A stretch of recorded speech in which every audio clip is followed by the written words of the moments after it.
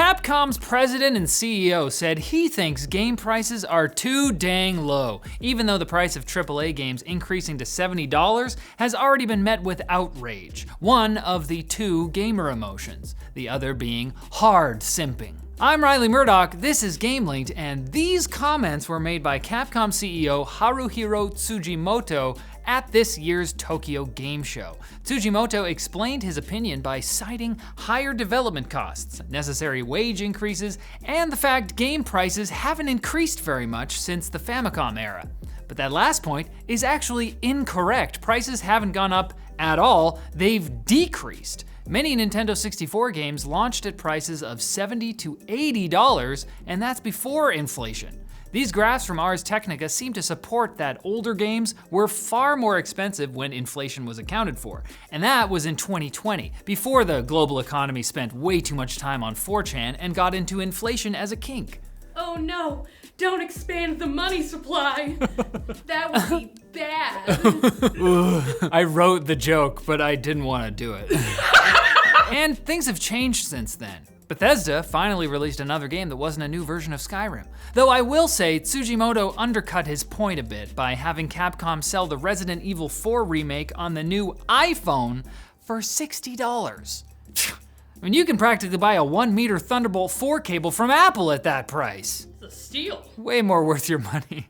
Hours of entertainment. Payday 3's launch is a massive accomplishment, in that players that could successfully launch the game accomplished something massive. PlayStation 5 players who paid for early access to the game were given access to an early build of the game due to an error on Sony's end. But everyone, regardless of platform, was enjoying severe server issues during launch weekend. Starbreeze Studios CEO Tobias Sjögren issued an apology on Twitter last week, which, surprisingly, didn't immediately stop the issues. Then just 3 days later, the official Payday Twitter account was stuck in a loop between servers are down and servers are up, come on in. It's gotten so bad, Starbreeze is now looking to add an offline mode to the always online game. Imagine. In their defense, they claim the issue is due to their third-party matchmaking partner, who, despite being designed to handle large influxes of players, couldn't handle the influx of players. It was then fixed by an update, and then broken again by another update.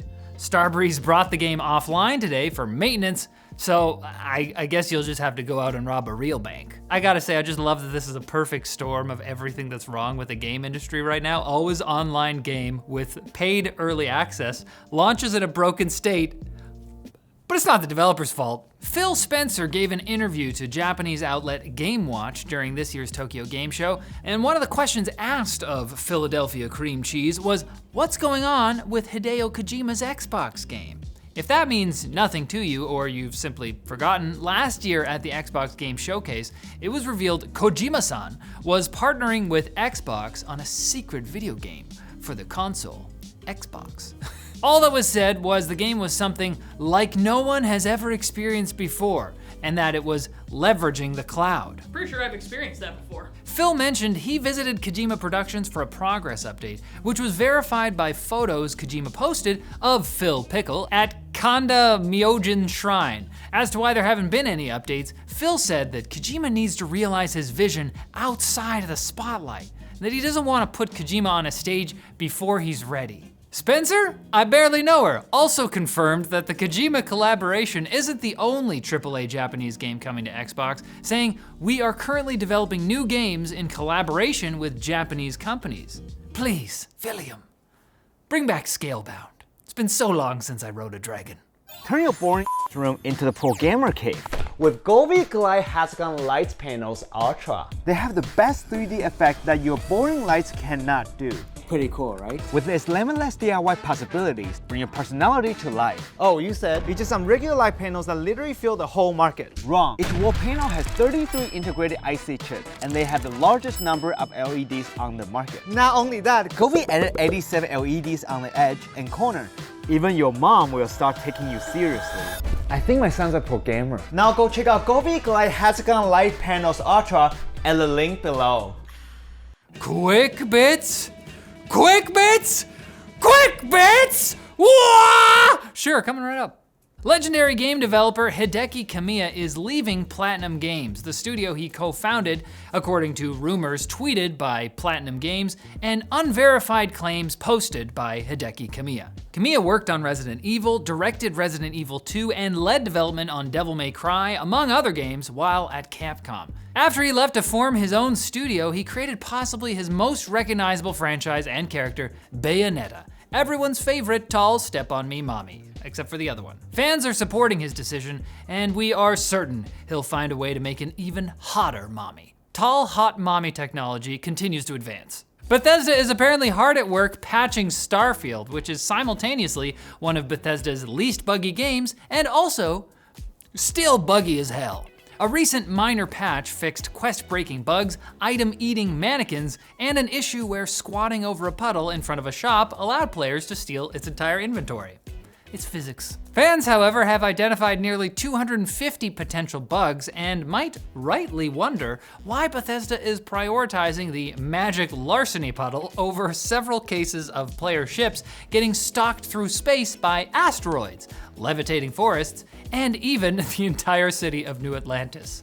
Take the boy out of the city, but you can't stop the city from stalking the boy. An entry for Red Dead Redemption 2 on the website of a Brazilian ratings board has been updated to include the Switch as one of the consoles it can be played on. It's not clear when the change was made, but this comes only a month after the debut of the Switch port of the OG Blue Alive Defilement. So it's at least plausible. What is that? Blue Alive Defilement? Is that a game? It's the opposite of Red Dead Redemption. Oh my gosh. And that's exciting news for anyone who waited 13 years and paid full retail price to play the original on Nintendo's fancy little handheld. Speaking of Switch ports, Star Wars Knights of the Old Republic 2 fans have launched a class action suit against Aspyr Media, the company who ported the game to Switch, and their publisher, Saber Interactive. The game's announcement trailer promised that the game's restored content mod would arrive later as DLC, a promise that mysteriously vanished from later trailers, which was only one symptom of the game's long and troubled development. We won't get into it.